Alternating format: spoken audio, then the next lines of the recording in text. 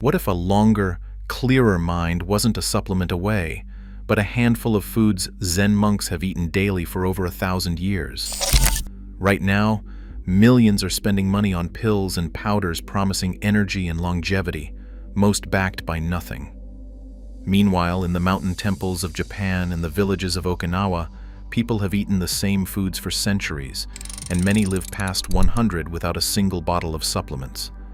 This is Shojin Ryori, the Buddhist temple cuisine Zen monks built over 1,000 years ago around what the body and mind truly need. It's the same eating pattern researchers have traced through Okinawa, one of the original blue zones on Earth. Now science is catching up.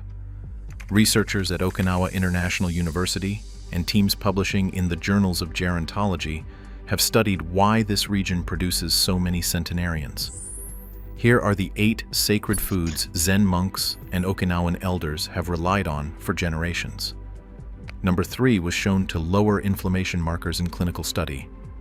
Number 8 is the food monks drank before meditation for a reason most people never learn. Let's begin. Number 1. Burdock root. The food Zen monks ate before every fast, and the reason is only now being understood by science. In 12th century Japanese monasteries, monks prepared burdock root, known as gobo, every morning before zazen meditation. It grew wild along temple paths, and cooks roasted or simmered the long brown root into broths meant to ground the body before hours of stillness. Villagers near these temples adopted the same habit during lean winters, when burdock was one of the few roots that stored well and stayed available. It became known as a food that settled the stomach before long periods without eating. Researchers at Kyoto University found that the inulin in burdock root feeds the exact gut bacteria linked to reduced anxiety and improved focus. A study published in the Journal of Nutritional Science measured a shift in gut microbiome diversity after regular burdock intake. The monks weren't wrong about how it made them feel before fasting. They simply didn't have a name for the mechanism. The benefits go further. Burdock root supports stable blood sugar thanks to its low glycemic load. Its chlorogenic acid content has been linked to reduced inflammation markers. It also acts as a gentle prebiotic, supporting long-term gut lining health. And in Okinawan households, it has been used for generations as a liver-supporting root vegetable. To use it, simmer 1 tablespoon of sliced fresh burdock root in 2 cups of water for 15 minutes, then drink the broth on an empty stomach, the way monks did before zazen. Zen monks weren't drinking this to live longer. They were drinking it to sit still without their mind wandering to hunger. The longevity came after. Number 2. Miso. The fermented paste that sat in every temple kitchen in Japan for over 600 years and still defines how Zen monks start their day. In Soto Zen monasteries, miso soup has opened the morning meal since at least the Kamakura period, prepared fresh each day by the tenzo, the monk assigned to kitchen duty as a spiritual practice in itself. The paste was made by fermenting soybeans with koji mold over months, sometimes years, inside wooden barrels kept in temple storehouses. It served 2 purposes at once: preserving protein through harsh winters, and beginning the day with something the body could digest with ease before physical labor. Researchers at Tokyo University of Agriculture have identified specific peptides in long-fermented miso that appear to support healthy blood pressure regulation. A study in the British Journal of Nutrition found a measurable association between regular miso soup consumption and lower rates of stomach inflammation despite its sodium content. Miso delivers live probiotic cultures that support gut diversity, provided it is never boiled. It contains all 9 essential amino acids, rare for a plant-based food, which is part of why it sustained monks through physically demanding labor. Its fermentation process increases the bioavailability of isoflavones linked to hormonal balance. And in long-term Okinawan diets, miso has been tied to lower markers of cardiovascular strain, despite a sodium content that would normally raise concern. To use it, dissolve 1 tablespoon of unpasteurized miso paste into hot, not boiling water each morning, since high heat kills the live cultures that matter most. The Tenzo never thought of miso soup as medicine. He thought of it as attention, made edible. That attention is what modern research keeps finding in the bowl. Number 3. Kombu, the sea vegetable that gave Zen cooking its entire foundation of flavor, and a documented drop in inflammation markers researchers did not expect. Shojin Ryori, the formal cuisine of Buddhist temple kitchens, forbids meat, fish, and strong-smelling vegetables like garlic. To build deep flavor without any of these, monks turned to dashi made from kombu, a dried kelp harvested along the coasts of Hokkaido since at least the 8th century. This kelp broth became the base of nearly every temple soup and simmered dish, carrying flavor the way meat stock does in other cuisines, without breaking any precept. Researchers studying Okinawan diets, where seaweed consumption is among the highest in Japan, found that fukoidan, a compound unique to brown seaweeds like kombu, was shown to reduce inflammation markers by close to 40% in clinical trials. A separate study from Hokkaido University linked regular kombu intake to improved thyroid function due to its natural iodine content. Seaweed supports thyroid health through bioavailable iodine, a mineral often missing from modern Western diets. Its fiber content slows glucose absorption, helping stabilize blood sugar after meals. Fukoidan has shown early promise in supporting immune cell activity in laboratory studies. Its mineral density, particularly magnesium and calcium, supports nervous system regulation and bone strength. And unlike many sea vegetables, kombu retains its nutrient profile well after drying, which is part of why temple kitchens could store it through entire winters. To use it, soak a 3-inch strip of dried kombu in 2 cups of water overnight. Then simmer it for 10 minutes to make a simple broth base for soups or rice. Monks never needed meat to make a meal feel complete. The sea had already provided everything the broth required. Number 4. Tofu, the single ingredient that allowed Buddhist monks to keep their vows of nonviolence without losing their strength. When Buddhism arrived in Japan from China, it brought a strict precept against killing any living being, which meant meat and fish were off the table in temple kitchens entirely.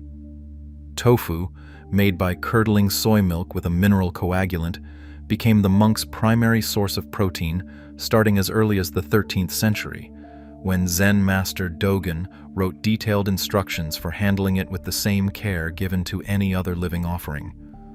Temple cooks developed dozens of tofu preparations specifically to keep monks strong enough for physical labor and long meditation sessions on a diet with no animal protein at all.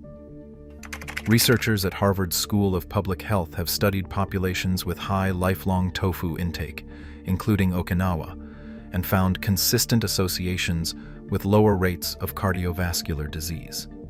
A study published in the Journal of the American Heart Association linked regular soy protein intake to measurable reductions in LDL cholesterol.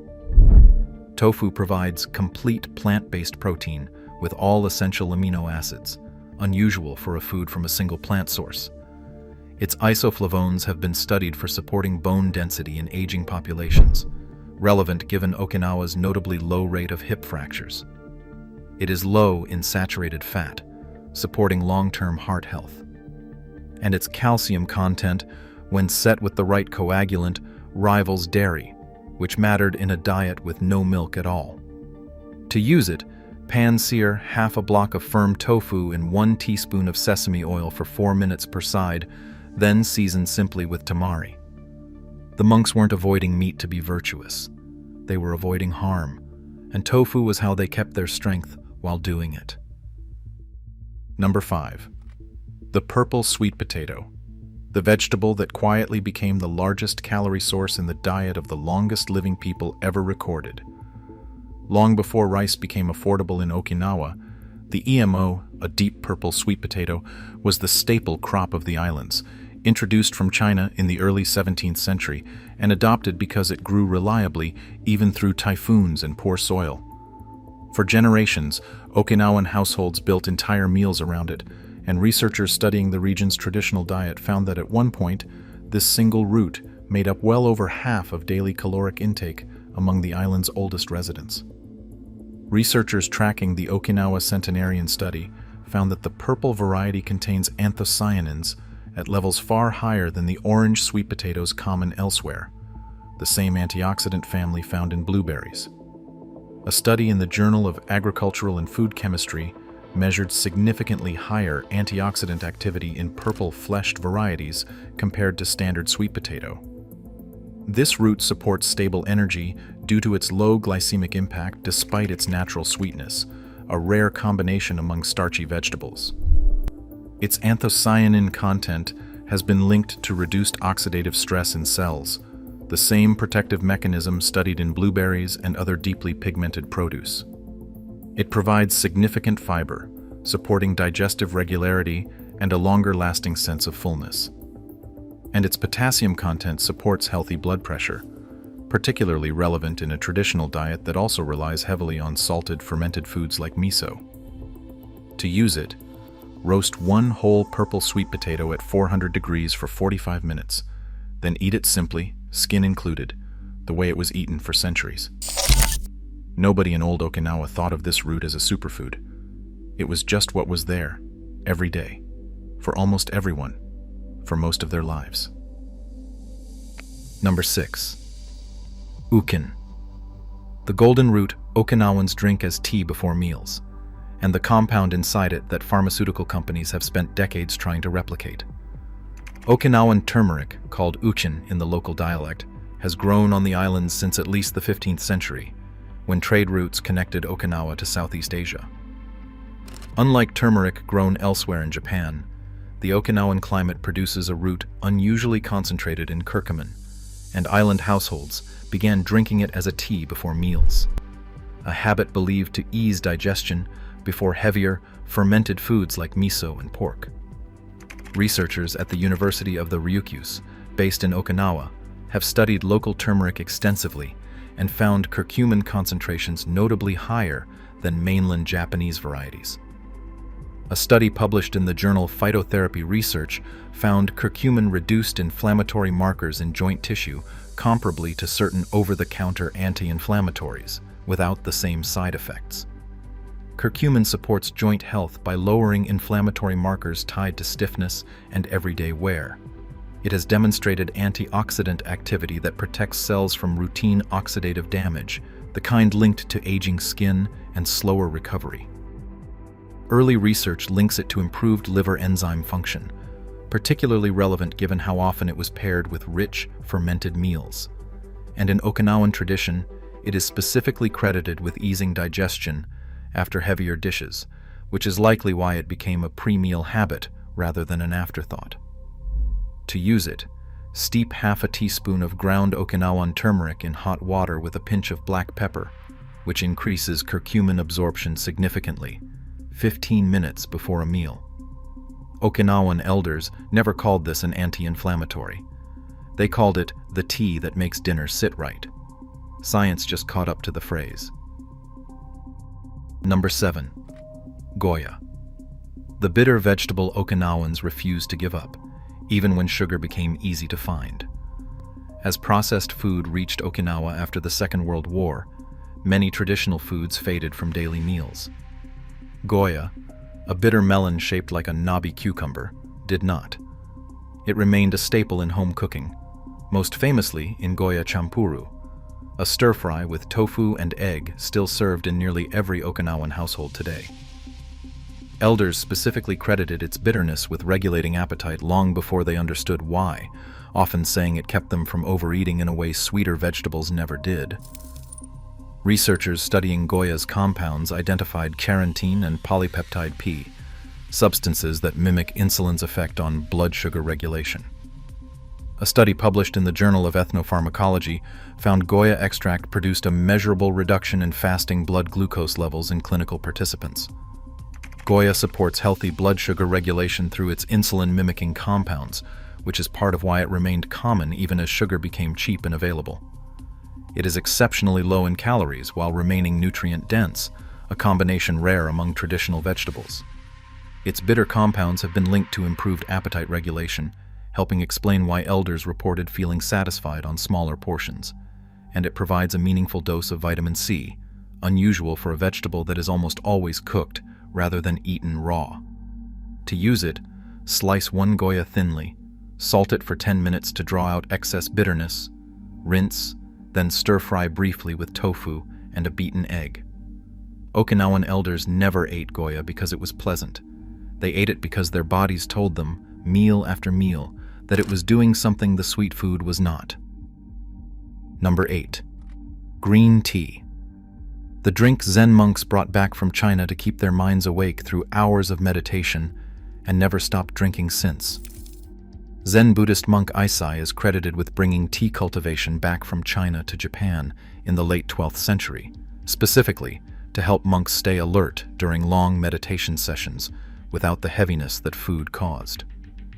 Tea ceremonies grew directly out of temple practice, with the preparation itself treated as a form of meditation. Every motion deliberate, every cup poured with full attention. In Okinawa, a lighter, often jasmine-scented green tea called sanpin cha became the daily version of this same practice, consumed by nearly every household multiple times a day. Researchers at Tohoku University followed over 40,000 Japanese adults and found that those drinking 5 or more cups of green tea daily had notably lower rates of cardiovascular death. A study in the Journal of the American Medical Association linked the catechin compound, EGCG, specifically to improved blood vessel function. Green tea's catechins support healthy blood vessel function and circulation. Its L-theanine content promotes calm alertness, the exact state monks sought before meditation, rather than the jittery focus caffeine alone produces. Regular intake has been linked to improved metabolic markers, including healthier fasting glucose levels. And its antioxidant profile supports long-term cellular health, which researchers increasingly believe plays a role in Okinawa's low rates of age-related disease.